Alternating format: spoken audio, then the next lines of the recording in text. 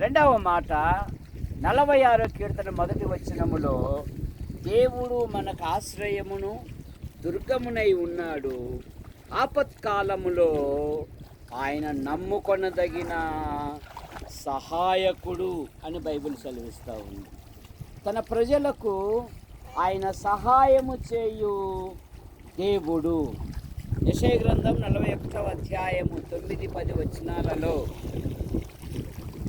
భయపడకుము, నేను నీ దేవుడను, నీకు సహాయము చేయువాడను నేనే అని బైబిల్ సెలవిస్తూ ఉంది. కనుక మన ప్రభువారు తన ప్రజలకు సహాయం చేసే దేవుడు. 2 దినవృత్తాంతములు 14వ అధ్యాయముల ఆశ ప్రార్థన చేస్తాడు. బలము లేని వారికి సహాయం చేయుటకు నీకన్నా మాకెవరున్నారు? నిన్నే నమ్ముకొని ఉన్నాము, నీ నామం బట్టి బయలుదేరుచున్నాము. శత్రువుల మీద మాకు విజయము కలగజేయము అంటే దేవుడు అద్భుతమైన విజయాన్ని ఇచ్చారు. ఎబ్రీ పత్రిక 13వ అధ్యాయము 6వ వచనములో, ప్రభు నాకు సహాయుడు, నేను భయపడను అని బైబిల్.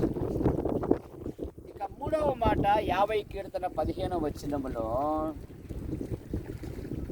ఆపత్కాలమందు నీవు నన్ను గూర్చి మొరపెట్టుము, నేను నిన్ను విడిపించెదను, నీవు నన్ను మహిమపరచెదవు.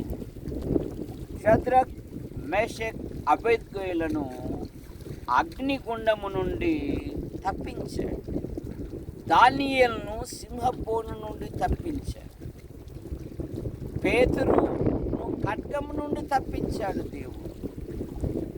పౌలు గారు అంటారు, ప్రభు నా ప్రక్క నిలిచి నేను సింహము నోట నుండి తప్పించబడి తిని అంటారు.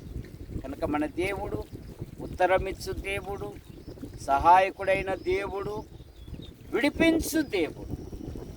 91వ కీర్తనలో దేవుడు ఏమంటాడంటే, అతడు నన్ను ప్రేమించుచున్నాడు గనక నేను అతన్ని విడిపించి అతన్ని గొప్ప చేయుదును.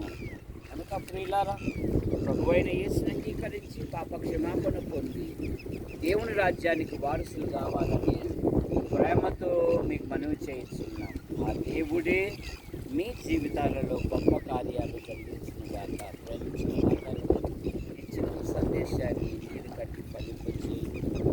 పంట పొలాలను జీవించండి, సముద్రాలను కదిలించండి, బలమైన అల్పపీడనాలు ఏర్పడి బలమైన వర్షాలు పడినట్లుగా మీ కృపను దయచేయండి.